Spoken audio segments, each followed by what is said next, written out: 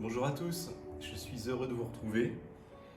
Je tiendrai déjà à remercier le ministère, le pasteur, la famille pastorale et tous ceux qui ont organisé donc ce jeûne, de me donner l'occasion de partager avec vous autour de Jean 3.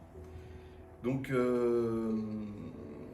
Jean 3 se divise c'est un chapitre riche d'enseignements, il va se diviser en deux parties. Une première partie où on connaît tous l'histoire de Nicodème, où je vais revenir ensuite.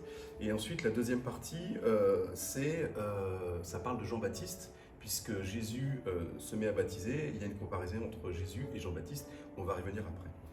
Concernant Nicodème, qui est Nicodème? Donc la Bible nous dit que Nicodème, c'est un chef des Juifs, donc qui connaît la loi. Il connaît la parole, et c'est quelqu'un qui en même temps reconnaît que Jésus vient du Père.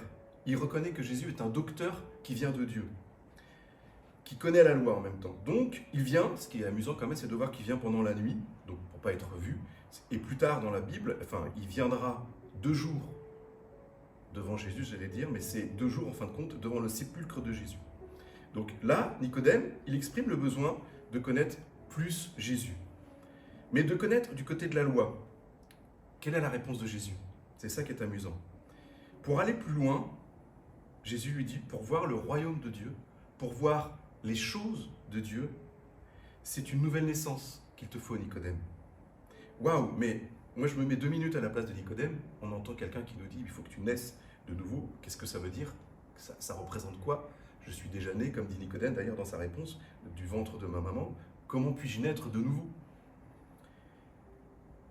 Ce n'est pas une naissance physique comme l'explique Jésus ensuite, c'est une naissance en esprit. Nicodème dit à Jésus, Jésus, je te reconnais comme tu es, docteur de Dieu, je veux connaître plus de choses, je veux être enseigné par toi, je veux progresser en étant proche de toi, en entendant tes prêches, s'il te plaît, donne-moi plus. Et Jésus ne lui répond pas comme Nicodème s'y attendrait. Oui, lui dit Jésus, mais tout cela se fera uniquement à la lumière de l'esprit. Et quand l'attention ne se portera pas uniquement sur les lois, mais sur l'auteur même de la loi, de la parole, c'est-à-dire Jésus. Donc la réponse, elle est troublante, en fin de compte, elle est même déstabilisante pour Nicodème. Mais c'est, waouh, nous la connaissons, cette réponse, nous avons le recul, mais quand Nicodème a entendu ça, il a dû être bien perturbé. Il faut que nous ayons une autre nature que celle d'Adam. Il faut que nous ayons la nature de Jésus, une nature spirituelle. Jésus dit, maintenant, crois en moi, et tu verras les choses du royaume. Vous pourrez voir, si vous croyez en Jésus, les choses du Père. Jésus est venu pour révéler le Père. Je dis waouh. Mais quel miracle en fait. C'est un miracle, ne serait-ce que d'entendre cela. Ce qu'on appelle notre conversion n'est pas adopter une nouvelle religion ou changer de religion. Non, c'est reconnaître l'amour de Dieu dans nos vies et dire simplement oui à cet amour. Cela me fait penser à un passage où Jésus dit « Venez à moi comme des petits-enfants ». Le passage, on peut le trouver soit dans Matthieu 19, 14, soit dans Luc 18, et je vais le lire. Donc Luc 18, versets 15 à 17. « On lui amena aussi les petits-enfants afin qu'il les touchât. Mais les disciples, voyant cela, reprenaient ceux qui les amenaient. Jésus les appela et dit « Laissez venir à moi les petits-enfants,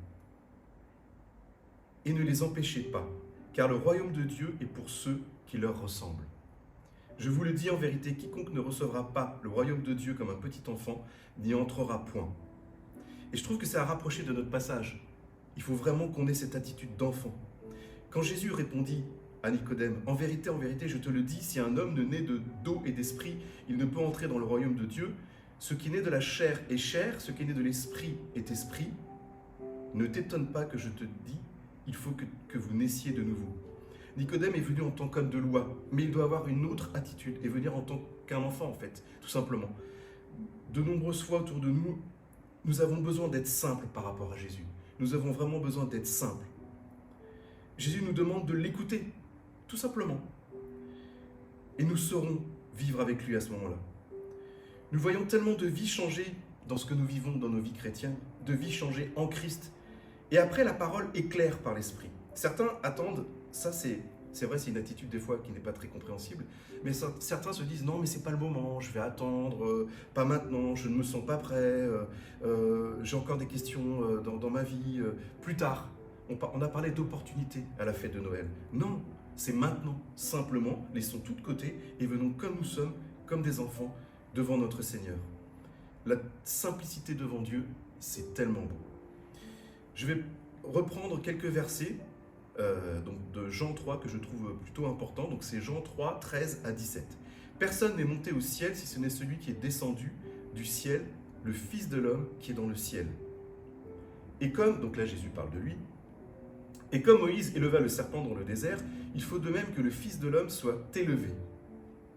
Jésus annonce sa mort dès maintenant. C'est ça qui est fou. Même si ceux qui l'entendent à ce moment-là ne comprennent pas. Donc il faut que le Fils de l'homme soit élevé afin que quiconque croit en lui ait la vie éternelle.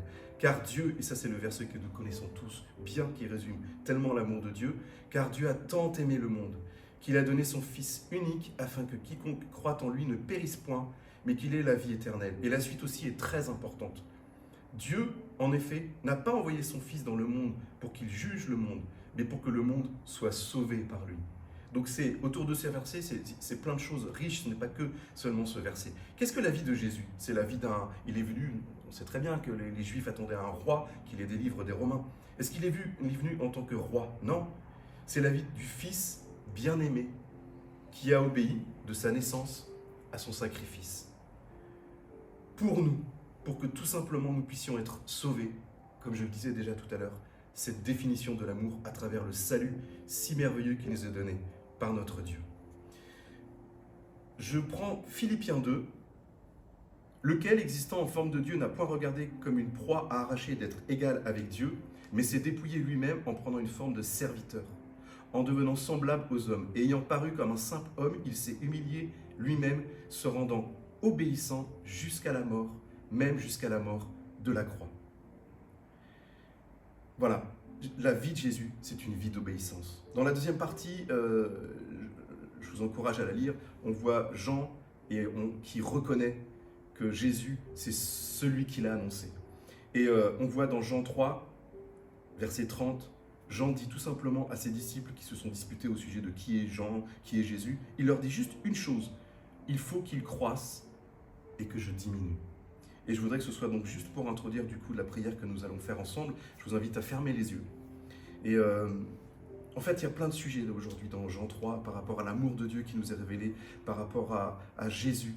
Et quand on lit ces passages, quand on lit Jésus qui se révèle encore aujourd'hui, c'est magnifique. Et vraiment que nous puissions nous aussi avoir cette attitude de dire Seigneur, je viens offrir mon corps devant toi, Seigneur. Je viens m'offrir comme un sacrifice vivant, comme nous pouvons lire dans Romains 12, saint et agréable à toi, Seigneur. Ce qui sera de notre part un culte raisonnable. Seigneur, je veux que ce soir, cela puisse être notre prière de tous les jours, Seigneur. C'est une grâce de te connaître, c'est une grâce, Seigneur, d'avoir fait le pas, Seigneur Jésus.